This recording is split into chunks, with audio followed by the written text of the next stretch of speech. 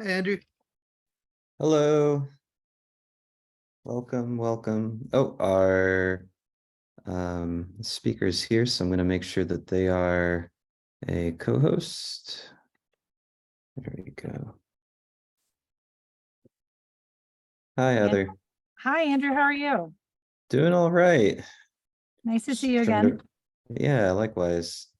Are you going to need breakout rooms set up or anything like that? Yes, I was hoping that you could maybe help with that piece. Absolutely. How do you have an idea of how many per breakout room? Any other Yeah, details? we were hoping between 4 and 5 Got it. for about a 10-minute section, obviously towards the end. And then do you have access to our slide deck? Will you be able to share those, or should I do that, or what do you think? I do not have your slide deck in front of me, but I can bring it up and share it if you would like. I'm assuming it's in the shared folder. Yeah, you know what, though, I'm Or wondering if it's easier if I do it, just because then I know like when to advance the slides more so than you will. okay. I thought okay, yes, that Yeah, you want, probably okay, so makes I'll sense. do that part, but then I will need your help with the breakout rooms if that's okay. Sure. Yeah. Okay, cool. Anything else that I can help facilitate, just let me know. All right, great. Thank you.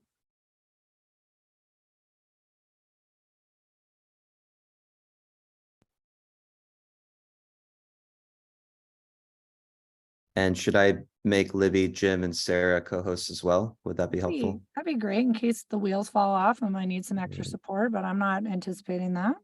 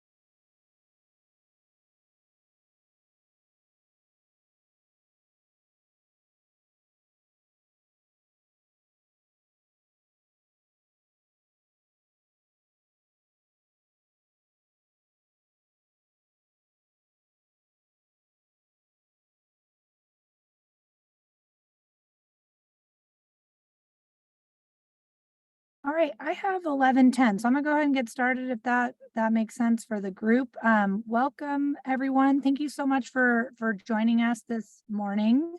I attended the keynote speaker, and I was really sitting with me as I was kind of reflecting on that, how well connected thematically our presentation is in related to, or this discussion we are going to have about supervision practice, in align with the keynote speakers' thoughts about different kinds of talk that are happening in clinical practice settings. So I'm excited to continue that conversation.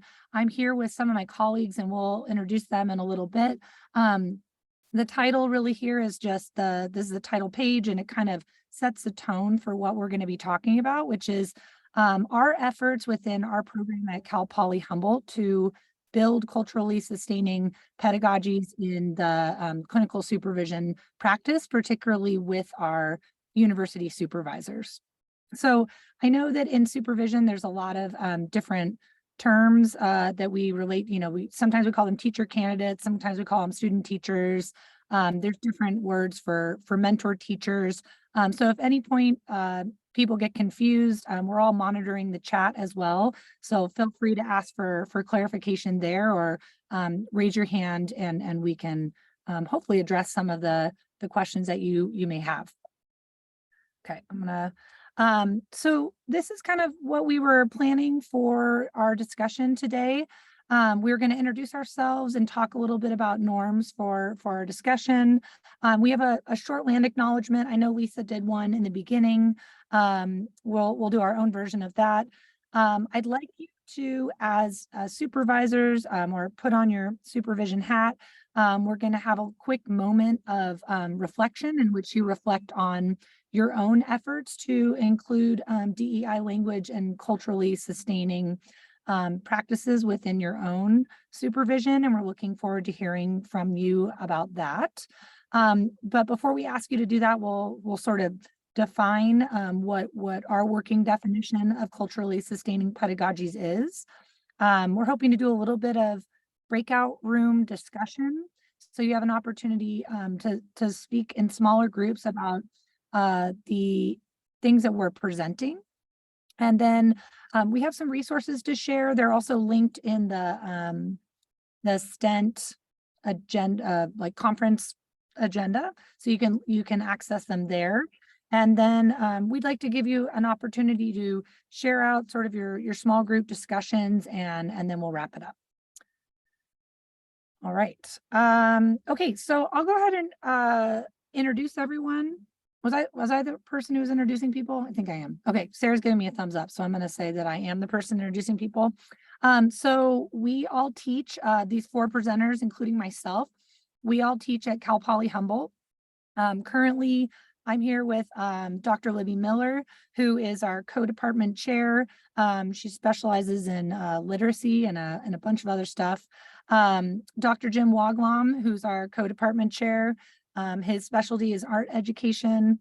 And then I have Dr. Sara Sterner, who is our liberal studies elementary program lead faculty at Cal Poly Humboldt. And then myself, I'm Dr. Heather Ballinger, and I have this topic has a special place in my heart, as I wrote my dissertation on supervision practices. And so I kind of got all of these faculty on board with my research interests, and I'm taking them along for the ride for the most part. And we've all developed a shared interest in critically evaluating our current supervision practices at Cal Poly Humboldt, and then our various efforts to improve upon them. It's kind of what we're talking about a little bit today. Thanks, Heather, and thanks for the great introduction. I love watching this team be introduced because I get to work with these people, and I've got to work with them over the last several years, and it's really just a very cool team of teacher educators who also, I was thinking, we all regularly supervise and struggle with these topics as teacher educators. So thank you for that introduction. So just a quick land acknowledgement to think about the land that Cal Poly Humboldt is situated on. If you've ever visited us, we're in the far north of California, almost to Oregon, in the land of redwoods and fog and the ocean. But we are located on the present and ancestral homeland of the unceded territory of the Wiyot tribe. Tribes and nations in Humboldt County include Hoopa, Karuk, Matol, Tolowa, Walikee, Wiyot, and Yurok. And we make this land acknowledgement in recognition that our words must be matched by our actions and approach. So it's meaningless just to recognize that we're on this unceded present and ancestral land, but we have to make commitments and have actions that match that. So in recognition of our place on unceded land, we are committed to building culturally sustaining pedagogies into our practice and work as teacher educators. And this includes our work with teacher candidates in the classroom through supervision. Thanks, Libby. So just as we start our conversations today, we want to take a look at some suggested workshop norms. Just some sort of ground rules for how we will work with each other and consider some of the topics we're discussing together today. The first one we'd like to suggest is staying engaged. I know we're all on our computers and we're very busy educators. I have an email thing that's piling up as we speak. But I think these topics are important, and it would be behoove us to try to be together and think through these topics in an engaged way through our time together today.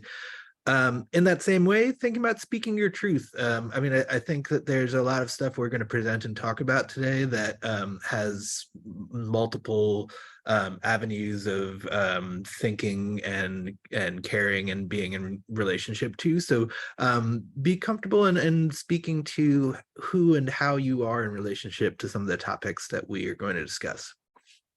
And then naturally that's going to lead to some discomfort, being able to talk about some of the rich and often complex and problematic things that go on in our supervision is going to lead to some feeling weird and I don't know, awkward sometimes. But sometimes we need to have those feelings in order to move through them and past them and learn from them. So be open to experiencing that discomfort. And then finally, one of the things that always makes me uncomfortable is that we're not going to solve any of the things that we're working on looking at today. We're going to raise ideas and try to delve into them critically together, but we're not going to achieve closure and develop the most diverse, equitable, and inclusive classrooms in the world immediately halfway through this session. So we have to anticipate that this is an ongoing and iterative process that's going to continue happening over time, and that this is one step in a continuous growth process that we're all engaged with. So expecting and accepting that we're not going to come to a decisive end today. Thank you so much. Oh, and then finally, just looking to, in keeping with that, this this quote from Paulo Freire. Freire says that knowledge emerges only through invention and reinvention, through the restless, impatient, continuing, hopeful inquiry humans beings pursue in the world, with the world and with each other. And this is kind of summing up some of those intentions we had earlier, in that, we need to be constantly in this churning process of realizing and making meaning and changing who we are so that we can make change with our candidates in the field of education. So, just constantly engaging with this process is something I'd like us to invite us to think about.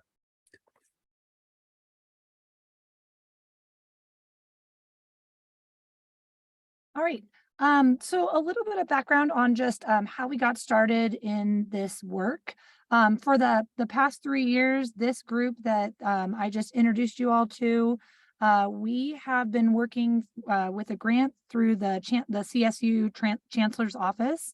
And we started In the first year, kind of looking at our admissions process, this grant work was funded as a way to look into how to diversify and make our program more equitable. So we took a look at the admissions process.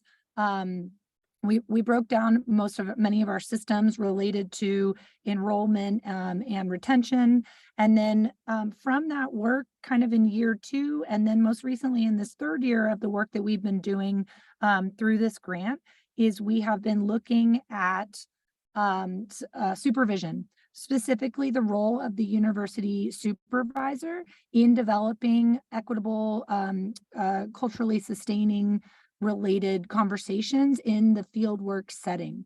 And so in doing that, we've taken a close look at our fieldwork documents to see the types of fieldwork feedback that has been given to our candidates. And then also we've been working to prepare our supervisors to have conversations related to culturally sustaining practices in the fieldwork classroom. So we're going to talk a little bit about some of our successes and a little bit of our challenges related to that work that we've been working on for the past 3 years through this grant work that we've been doing.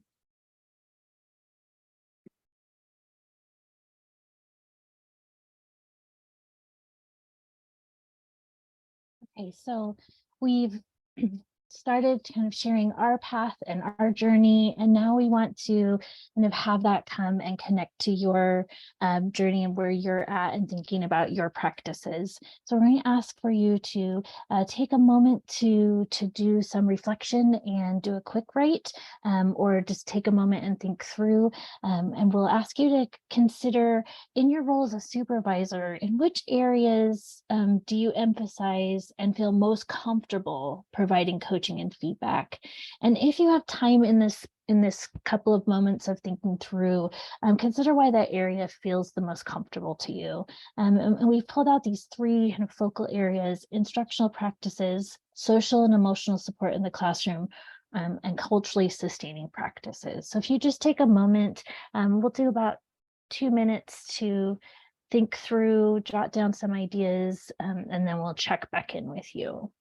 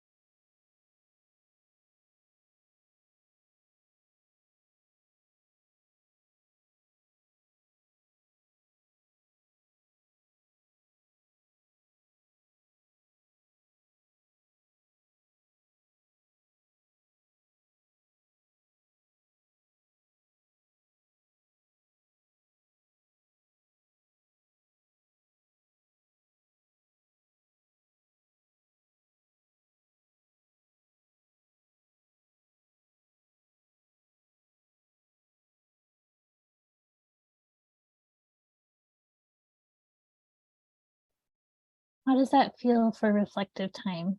I'm checking to see if a few people are still writing, but I think we're probably good.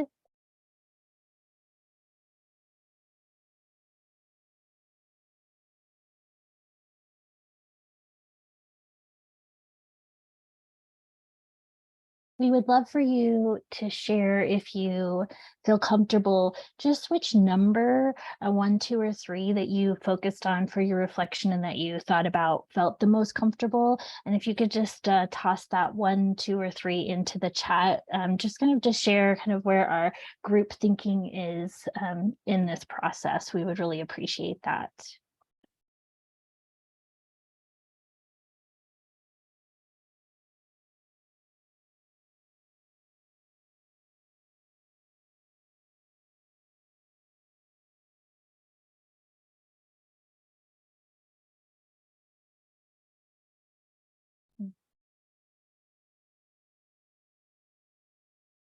Thank you. It looks like we really have some collective shared comfort in 1 and 2, which is great that we're kind of all on the same page here. And really, that's the work that we're going to do today. Continue thinking about that.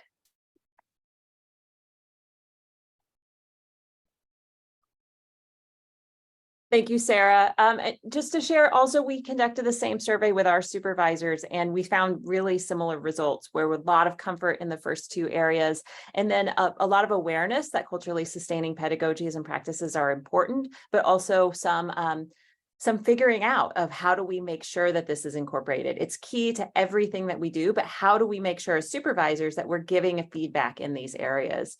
And supporting our candidates. I'm going to take just a minute to really dive into the definition, our working definition of culturally sustaining pedagogies, and to think about how it is an evolution from culturally relevant practices and Ladson Billings' work that we've been really drawing upon for a number of years.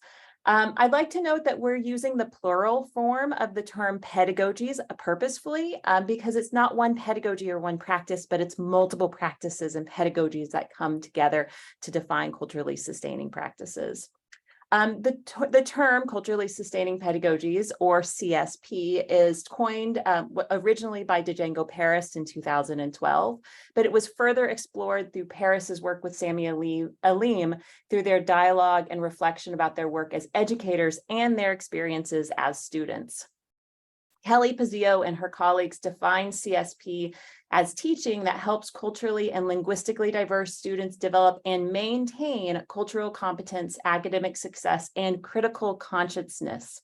The term maintain is a really important aspect of this definition, as well as the concept of critical consciousness, which Freire defines as the ability or agency to intervene in reality in order to change it. So that critical consciousness is really key in the definition of culturally sustaining pedagogies.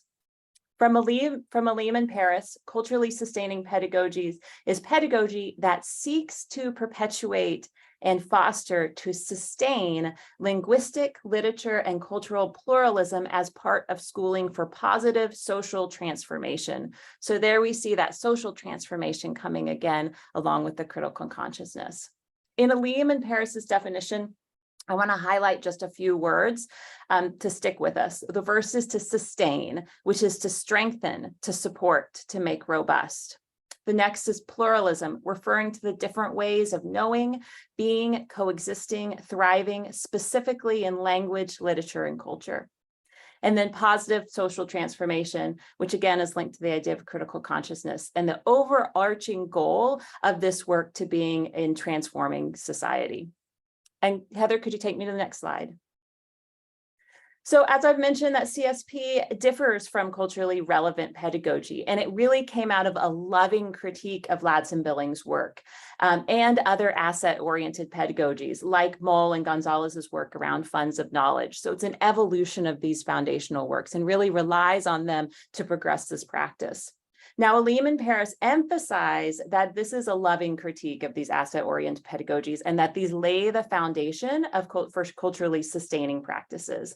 And the critique comes out of the idea that asset-oriented pedagogies fall short of making sustained social change because they neglect to focus on the critical consciousness and the decentering of the white dominant discourse that is pervasive in education and society in general. Ladson Billings herself suggests that culturally relevant pedagogy is good and valuable work, but in order to make that sustained social change, we need to continue to push it forward, moving into from being culturally relevant into being culturally sustaining.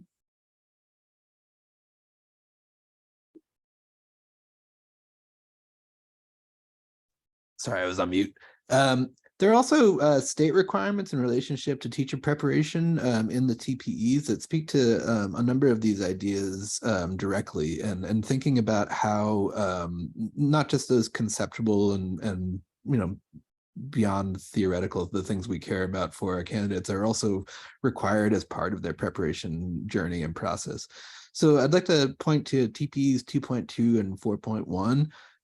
These are two that we focused on in our research and in our practices with our supervisors. But the first one is in TPE 2.2, candidates are expected to create learning environments, i.e. traditional, blended, and online, that promote productive student learning, encourage positive interactions among students, reflect diversity and multiple perspectives, and are culturally responsive. So there's in this TPE, an encouragement for our candidates to think about how they can create a inclusive and equitable space in their classrooms.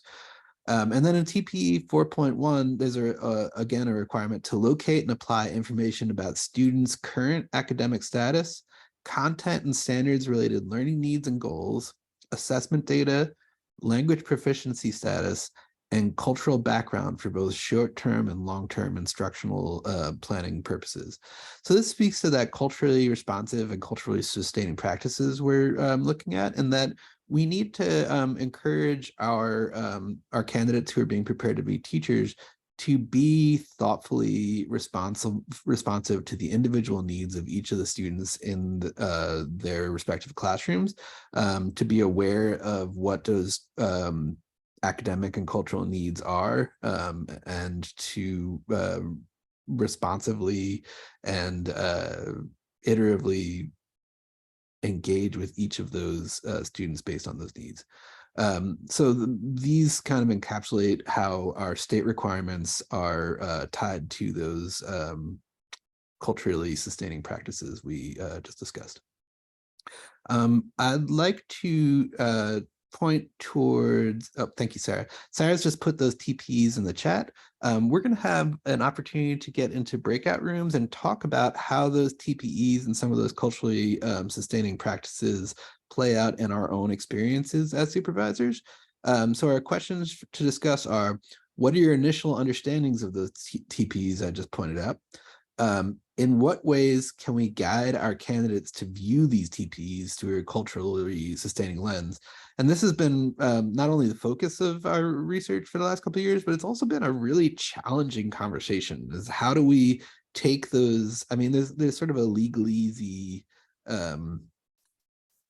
tone to these two terms, and how do we break that down in a way that it is actionable and that it can respond to the needs, that we can encourage our candidates to respond to the personal needs of the students they're engaging with. Third, what challenges and successes have we as supervisors experienced in providing support for candidates from a culturally sustaining lens? How have we been successful or had missteps in our journey to engage with these ideas? And then finally, what questions do you have for our larger group about how to infuse social justice and critical reflection via the TPEs that are listed here? I'm going to copy these questions so we can have them in the chat. But I believe we're going to break into groups of 5 and talk for about 10 minutes about the ideas. Am I correct in that, Heather? That's correct. And I think Andrew's going to set up those breakout rooms now for us to discuss these. We might not get to all of them in the time that we have, but we're hoping for about 10 minutes. Do we end at 11:50, Andrew? I think we have till 12. It's 12:10, I believe. Oh, okay, great. Yeah, so I think we have 10 minutes for discussion, and then we'll have an opportunity to get back and ask questions and share out. Are there any questions before we go into the breakout rooms about about the discussions or this TPE focused conversation we're asking you to all embark on? Okay, thank you. Very much. Should I go ahead and open those rooms then? Yes, thank you, Andrew.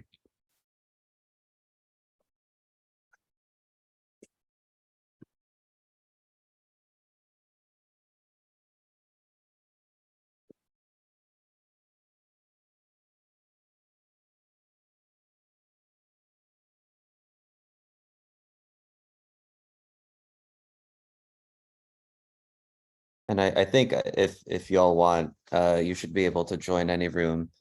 I'll hang out in the main room, but yeah, just let me know when you want me to bring everyone back and we can do Thank you. that. Okay, I'll set a timer. I was wondering, is there a possible, I don't know if you can put a timer in the breakout room so they can see it. I think it might be too late, but that's okay. Yeah, unfortunately, I think it on. is too late. I can't see- remember how to do that in the first place. Okay, breakout room. Oh, I see it. Oh, so I can move myself here. I'll send out a broadcast Yeah. periodically to let them know how much Okay. time is left. I just got a message. Well, one of my old students from Fresno State is in here. I got a message from her, but for all of us, I got a message from a man named David Bills, and he says he's a 1982 graduate from HSU and earned his credential here. And his father-in-law was the athletic director and worked in the education department.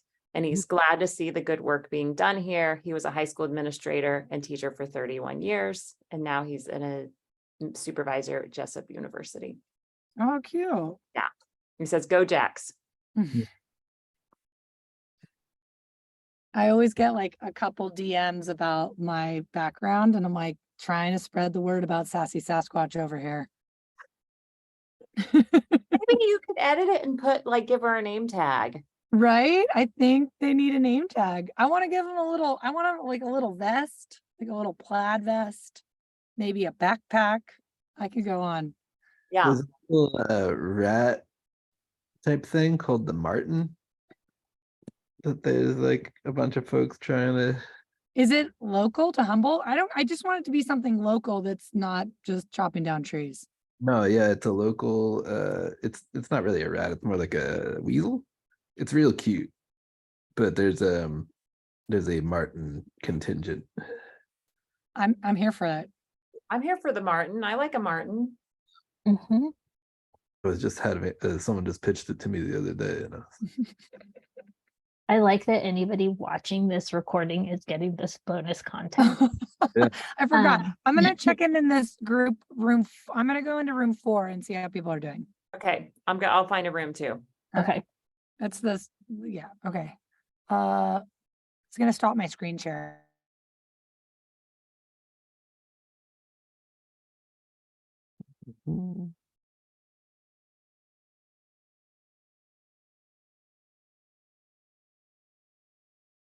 I'll go in fast.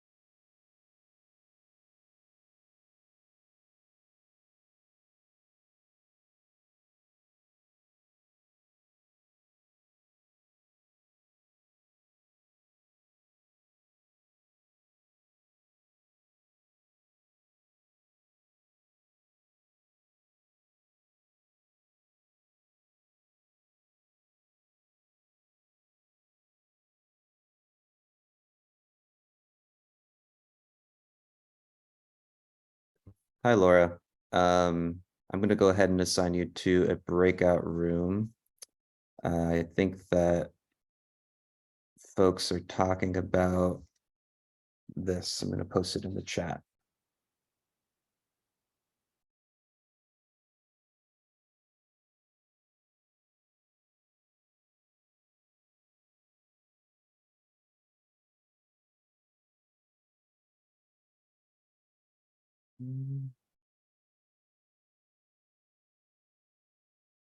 Okay.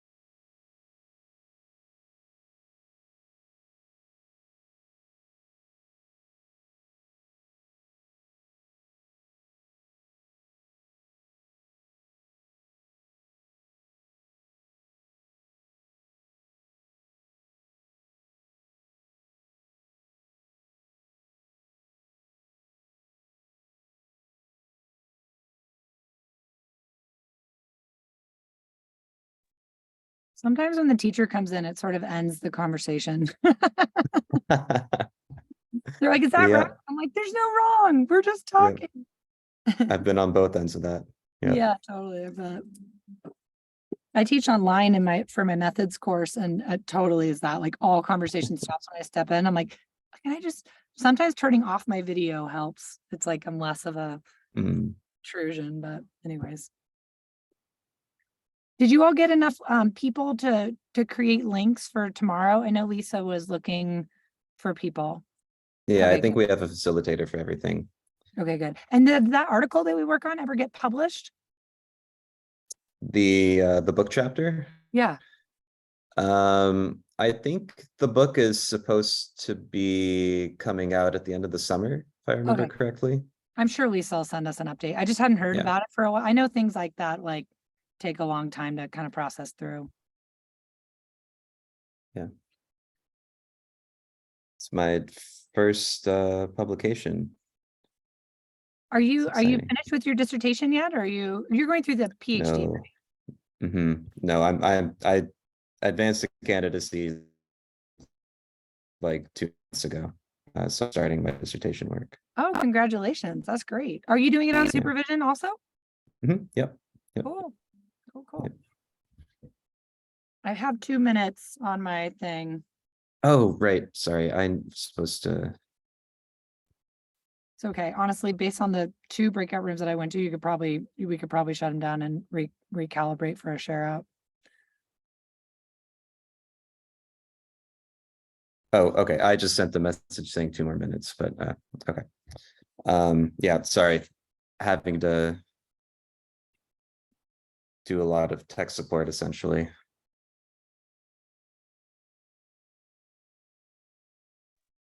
Who's your main advisor? Rebecca Ambrose. Oh, yeah, she's great. Yeah. Yeah. Is Margarita Jimenez Silva still there? Yeah, she is my secondary advisor actually. Oh, good. She'll help you get that done. She was my main person. She really helped. Yeah, I haven't had a whole lot of interaction with her, but I think that's going to change going forward. All right. Do you want me to start closing the rooms? Yeah, that sounds great. Thank you. Okay, sure. I'll get the slides back on.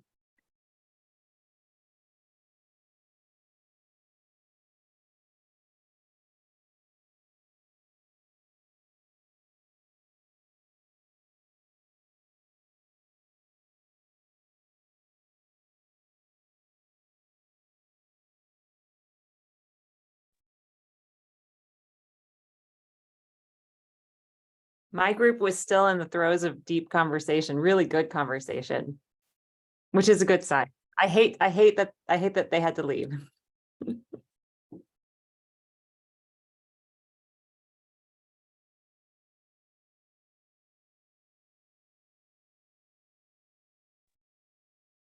I got to hear some really awesome conversation. Thank you all for engaging with those questions and those concepts. I think now we're going to transition into a share out for about 10 minutes. And our incredible colleague, Sara, is going to facilitate that. And again, thank you everyone for engaging in this complex conversation. The breakout room I was in just was really pulling out some important knots as we consider challenges and strengths of this work. So thank you all very much. I think we would love to have, if someone from each breakout room would just share a takeaway, and then we will open it up for a more general conversation to be had kind of across as much as Zoom can facilitate that. So if I don't even, if you remember what breakout room you were in, I know that doesn't always work, or someone just feels comfortable jumping in, we'll start there. In our session, we discussed, there was a couple of us that have the TPA class. Our university offers a TPA class for students that are required for them to take it an hour a week. Majority of the supervisors go over their TPA information. So I think we hit and cover a lot of the stuff that's on here. So we're pretty comfortable for the ones that are in my group. Thank you. No worries. I can share for group 2. I remember we were team 2. I would say that the first thing that we really talked about is how important it is that these concepts are just infused throughout their programs, so that it's not, you know, when they hit student teaching, it's not a surprise or a shock or any element, that it just needs to be part of what they're doing from the beginning to the end, and then through into their career, obviously. And then the other element that really came up was how, you know, recognizing as a challenge is that we don't have necessarily the control of the environment they're walking into, and the level or types of support they have for these same concepts when they are walking into those classrooms. So whether it's situations where schools or districts or even you know, cooperating teachers have kind of said things need to happen in a certain way, and they, you know, are kind of faced with that element if the curriculum doesn't really feel supportive, and just working through those pieces, guiding them through how they can utilize that is through, you know, practice and guidance. So those were really kind of the 2 big things that we talked about.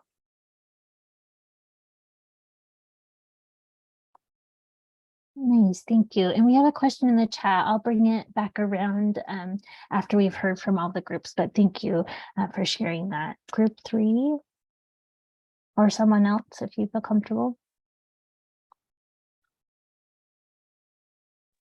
I can go next. I'm not I want to say we're group 5, but I'm not sure. It's been a couple of groups now, but one of the takeaways that we talked about was really the individualized component that's needed to be able to address the home component, the cultural component, the more of a holistic approach to understanding a student, and how rapport building is so important for that. And it can be difficult for student teachers, first off, because large class sizes, and not really having an understanding of how to navigate that. And the more confident a student teacher is with that, the more confidence they'll inspire in a student that they have under their wing.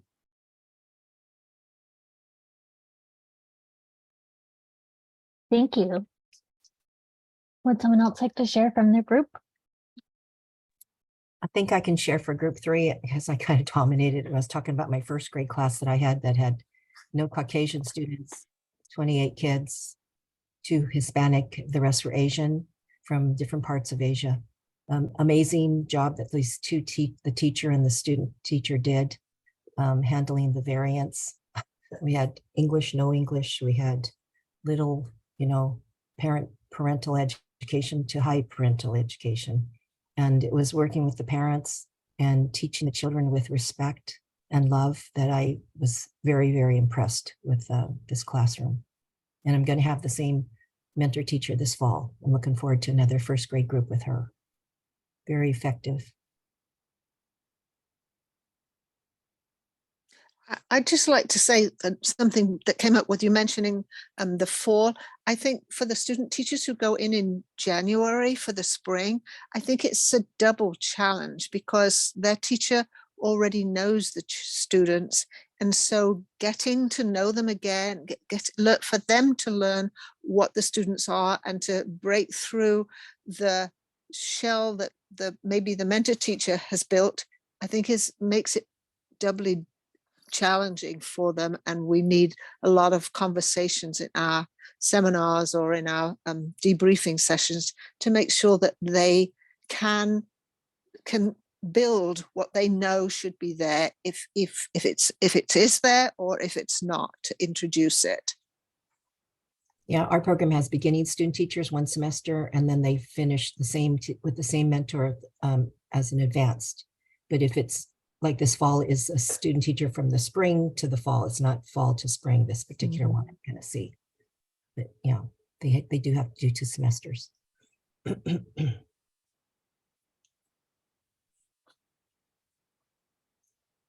Thank you. Maganya, would you like to go next? I don't know, I Mhm. might be group 4, but Okay. I was just gonna say, I know one thing, I think we talked a bit about our being supervisors, you know, how that fits into the whole realm of things. Because you also have PDs at school, mentor teachers, and, you know, and seminar and other classes and courses too. And then additionally, with having culturally relevant, sustaining critical theory, maybe not critical race theory, equity, and all these type of things. What is it meaning to all of us in any position, but supervisors, so that, you know, what's the common understanding too, that you're having dialogue with, or that you are in discussion with the TPEs, you know, that you have some understanding. Because it's broad.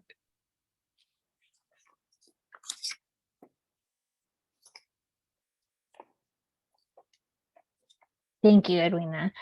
And I know that you asked if the first group would be more elaborating on how they feel comfortable with the TPEs and that process. I want to open it up to just for other conversations, but just circling back to the chat to see, we do have time to dig in a little bit more and share. Heather, I'm seeing a good. Sorry, okay. Would anybody else like to come into the conversation, or if group 1 would like to elaborate a bit? Was that me, group 1? I mean, they wanted to, I'm not sure. Okay, well, since we're here and we're comfortable, I'm an African-American female. I immediately tell my students, when I come to see you, you need to know your classroom. Someone brought up that there were 2 Caucasian students. We need to look at that. Sometimes there's only 2 white kids in the classroom. How do we support them? There's classes where I think I went to Chino Hills and there probably was 1 African-American, maybe 2 Caucasian, and the rest were all Filipinos. How do we support those kids? And I am very comfortable in telling students when we meet, this is what I do not want to see my African-American boys sitting in the back with the earphones on. We need to be honest. When your administrator walks into the room, how are you supporting those students? If I walk into a room as administrator, they have their headphones on, listen to the music, not engaged with the classroom, are we just going to ignore it? I said, how do you deal with that? And this part of it is classroom management. I focus a lot when we meet. I meet weekly with my student teachers as a class, you know, because I want to make sure I don't miss anything, or if they have questions for me, or they don't know how to do something in classroom and they're afraid to ask their mentor teacher, I'm the one that they come to. So I always tell them, feel comfortable, ask me anything. And because you didn't pay all this money not to get a job. So I'm very upfront with them. I don't know if that helped the person who asked that question, but you know, we have to be comfortable in our own skin, and they need us to give them the knowledge to be successful, because we don't want them to get fired or quit in the first 2 years of student teaching. I mean, you know, it's like, I give up, these kids are bad. I understand the pandemic caused, I mean, I went to a school last semester and all these kids is walking around in pajamas. I was like, what happened to class? You know, you going home wearing pajamas when I was at schools, but a lot of the kids are wearing pajamas, and I'm thinking, okay, that's not acceptable. How are we teaching them for the real world if we allow them to walk around in their pajamas? So I'm very comfortable dealing with that. Very comfortable. I think this raises a really great point around comfort, and it's something that we've seen in a number of our conversations with supervisors. Is a lot of folks are stalling on these topics and these concepts because they just feel like awkward about them. Like, I don't want to address them because I feel kind of weird talking about it to our candidates. And I mean, I think that you speak to a really important point, is that to some extent we have to model comfort. We have to say, like, you know, this is potentially tough interpersonal stuff, but it's really important to the health and safety of our students. So, you know, to some extent we have to pretend, or, you know, pretend if we're pretending, we have to be the person in the room who's confidently saying, you know, this is the conversation we need to have right now. So I think that's I don't know. Thank you for that. That was. Yeah, I would agree. It's a valid point. We have to be honest with them sometimes. If we see a situation, I work in the area of science and math. So in science, if safety is threatened in any way, that's the end of your science class. So I have to be honest about that kind of thing. So if I don't put it out to them when I see it happen, then I'm doing a disservice as well. So this happens also with other kinds of situations with the students. But I agree that some element of honesty done well, not denigrating, not saying anything negative. I try never to say anything negative, you know, eliciting from them, did they see that? What do they think about it now that they are aware of it? You know, kind of pushing that, kind of get it from them, you know, how they feel about this safety violation, that resolves a lot. And it is an important thing to do. I never say anything while I'm in the classroom with them. We discuss it, you know, I will usually text them and ask them to give me a call. And I talk to them one-on-one. How do you think that student felt? Teacher allowed the kids to call a kid a 0 in the classroom, the whole class laughed. Oh, he's lower than an F. Okay, you just killed that child's self-esteem. And even if he is lower than the F in a grade, do we allow other kids to tell that out loud to everybody? And they said it in front of me like it was no big deal, and nobody addressed it. I even addressed when they use racial slurs in the classroom. How often do you gonna let that go? Right. So yeah, we do have to be honest. We want them to keep the job. We need to say, okay, this would happen. I think you need to address the way you address kids. You know, that you need to know their name. So I have a question in the chat from Aaron, and then Edwina, you had your hand up. It's about Aaron. That's it. I just want to understand the question. Great. Understand that question better. Okay. Aaron was asking, I'm super curious how folks, supervisors discuss and make space for the identities of candidates. And I think this is another thing that's a really important point in a lot of the conversations we've been having, is how do we consider the positionality of our individual candidates in relationship to their classrooms and you know, their relative interpersonal comfort and space there. So I'd love to, sorry, I hit unmute too early. I'd love to open that up to folks. I mean, how do we help our candidates consider their positionality in relationship to their classrooms? So with my student candidates, a lot of they're all in working in the special ed field.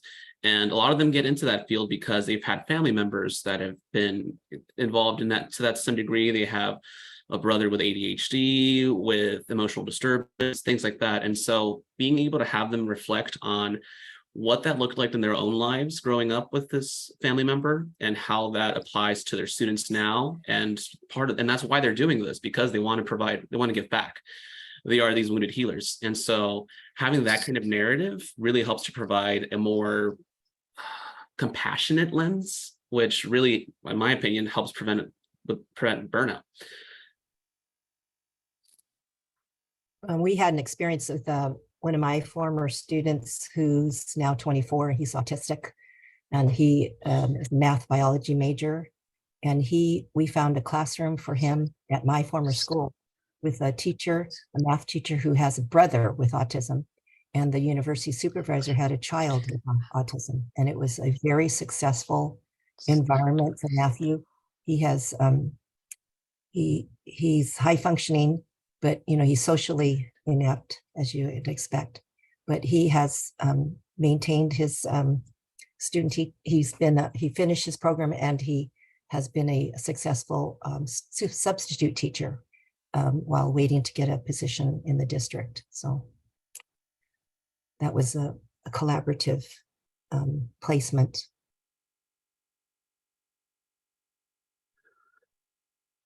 I like too what Karen said in the chat is just this idea of, and I'm kind of reflecting on our own practice here within our program, is encouraging, and I think our supervisors naturally do this, but encouraging a space for the teacher candidates and the supervisors to get to know each other and to share their funds of knowledge that they bring to the classroom sort of initially. So that kind of planted a seed of thought there in ways that as a program we could potentially facilitate that better to maybe build a stronger bond from the beginning. So it's maybe less of a like, I'm the supervisor, I know what's best, or you're the mentor or teacher, you know what's best, and have it more of a collaborative understanding of identities and places of practice. I'm going to go ahead and transition. This has been a great conversation, but we're running short on time. And I want to make sure that we have an opportunity to just kind of highlight some of our resources. We have some equity-oriented conversation starters that we tried to, or that we used with our supervisors that are in the resource link. Can one of my other co-hosts put the link into the chat? It's also in the resources if you click on the, but these equity-oriented conversation starters we used with our supervisors after getting feedback that many of them were unsure. They didn't know how to start having equity-oriented conversations with their teacher candidates at the field site placement level. And so we shared those with them, and we now share them with you to, if those feel useful for you, please use them. And also if you have questions about them, we can also answer those here. We also have a book list of, we're calling the DEI book list, but I teach history, social science methods across programs within Cal Poly in the School of Ed. And then we as a group have put together these lists of books that we've provided to mentor teachers through grant funding as sort of a thank you, but also to provide context for some of the historical context and social context on the issues that we see in schools that are related to many of the conversations that we had today. If you have any resources or anything additional that you would like to share with us, on the final slide of the presentation, which is slide 15, are our email addresses. And I would love to continue this conversation with any of you all that would like to reach out if some things sit with you that you would like to continue talking about. Also, in the last sort of 6 minutes that we have, we can choose to stay in the main room, but I've also asked that Andrew open up the groups that you were previously in, if you want to spend sort of the last 5 minutes checking back in with your group and continuing to make those connections that you made there. And I also want to thank you all for participating in these challenging conversations and for all of the really important work that you do. And take good care.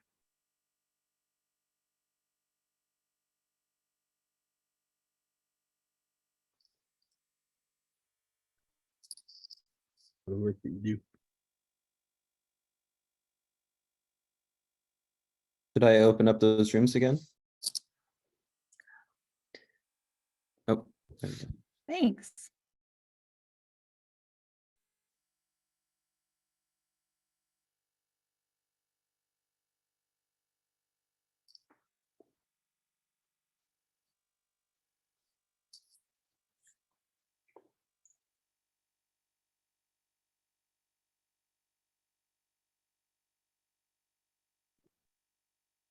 Heather, it looks like we have one person, Mary Shelton, in a room by herself. Should I move her to another room? Yeah, sure. Good idea. I'll move her to 5. There we go.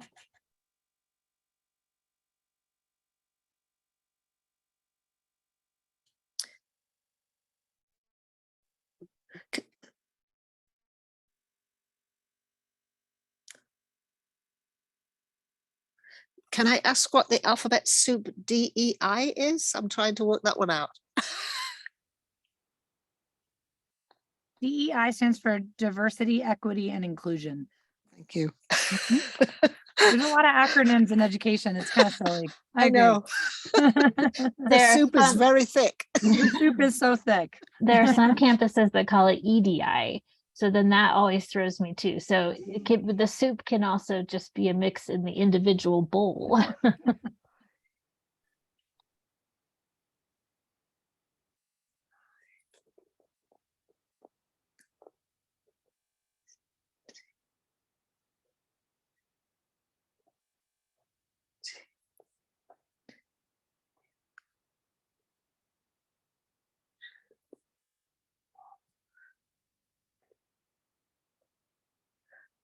I had meant to put links for the next set of sessions in the chat. Were you all planning on bringing everyone back when the session, before the session ends? Okay. Well, for those of you in here. Yeah, I think you could just time it out, Andrew, in like 2 minutes.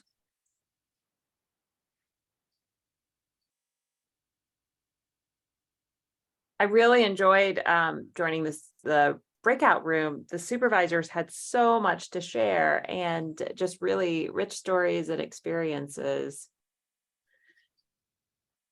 It made me think about our supervisor luncheon that we're planning coming up to prep for the school year, and wondering if some of these conversation starters might be useful there too. Someone was telling me the Davis program has like it's a mentor teacher meeting that they host once a year, but they have like little scenarios that they put on the table so that they can, as a group, sort of like talk out, like an example that I was just thinking about, like, I don't know, you walk into a classroom and all students are wearing pajamas, like would you address it? Would you address it? Like, what are the issues that would come up regarding that? Or even more, like you overhear a student using a racial slur as you walk into the classroom. So, like what's your process for that? What's the protocol for that? I think it's a good way of honoring the experiences of, because like all the participants in this group said, is like most of us as supervisors feel very comfortable in instructional practices. The other two are the more nuanced and challenging and sort of like evolving pieces. So I think that those are the ones that we need to investigate a little bit more, maybe. Yeah. Yeah, I really remember you and I worked through it when I walked in and the student was wearing a shirt, a violent image that was advocating violence, and it was it's those situations where it's okay, who do I talk to? What do we do? How do I talk? I'm having a conversation with a student teacher, but also this has to happen with the school and it has to happen immediately. And how do we navigate that? Yeah, then in that case, it's like, and then what do you do when it's brushed off by the administration? Like what are next steps after that? Is that something that you pursue farther? And if you wanted to pursue it farther, how would you do that? So. I like that idea. Well, thank you, Andrew, for hosting us and for including us in your excellent conference times. Thank you Of all. course, thank you all. I'm gonna close the rooms and bring everyone back so they have the links for Okay. after lunch. Sounds good.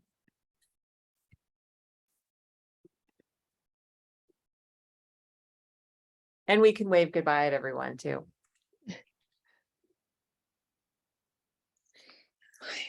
It was going to be B. B.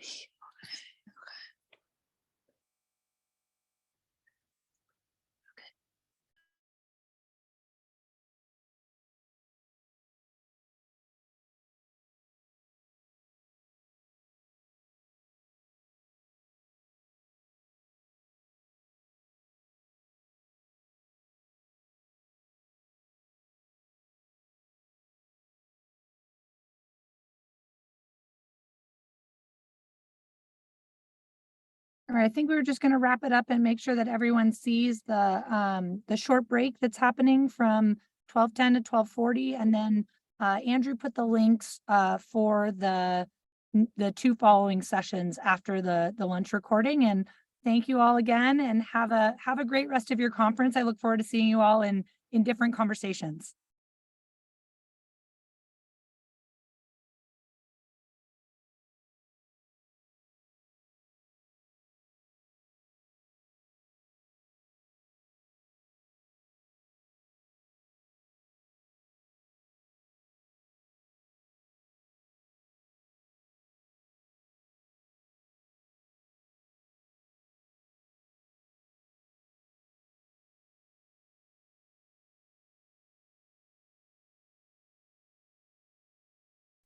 Are we supposed to leave this and then come back onto the program again?